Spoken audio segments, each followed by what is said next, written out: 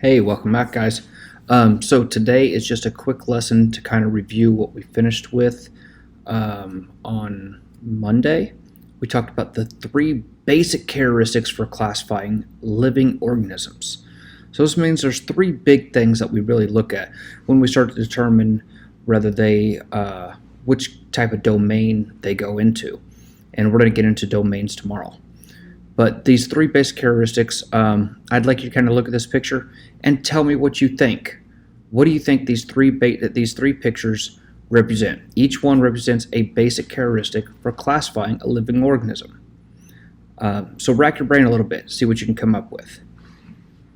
All right, so let's go ahead and move on. So the first one is cellular structure.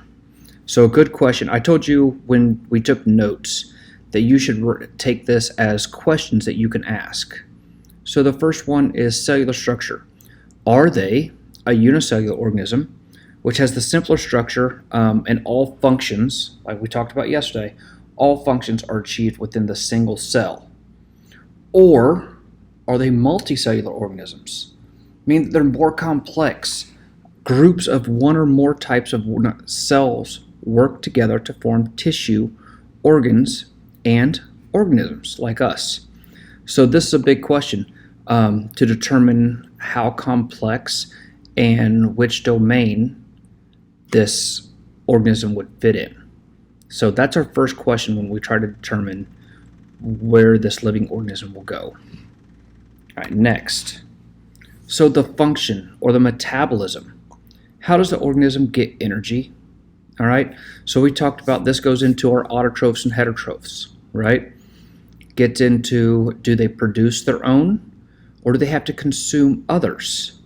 And as you see, we have a picture for, each kind. We have our autotroph, we have our heterotroph, we have our heterotroph that is a decomposer.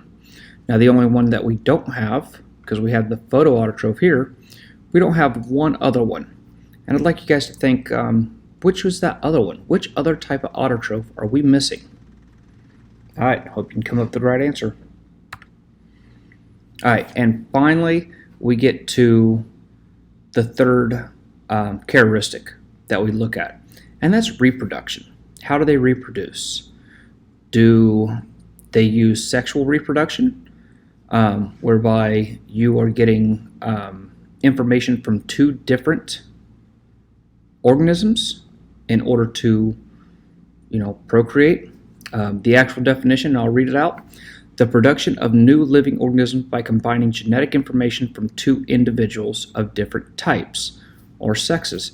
In most higher organisms, a male produces a gamete which travels to fuse with the larger stationary gamete produced by the other, usually a female.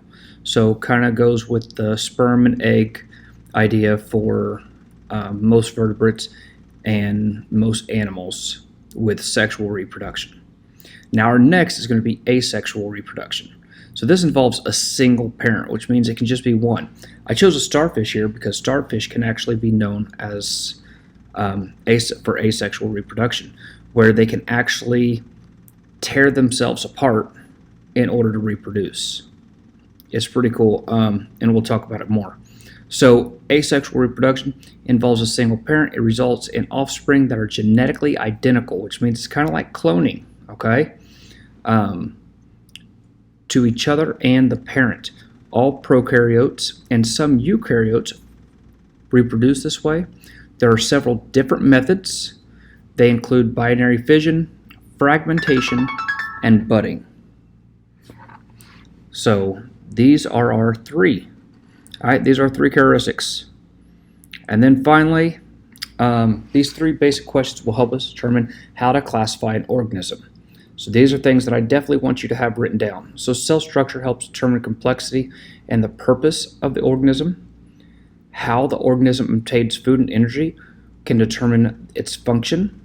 And the way an organism will reproduce and replicate can determine the diversity and the ability for the organism to adapt. All right, those are our three characteristics for classifying a living organism. Hit me up with any questions. Bye.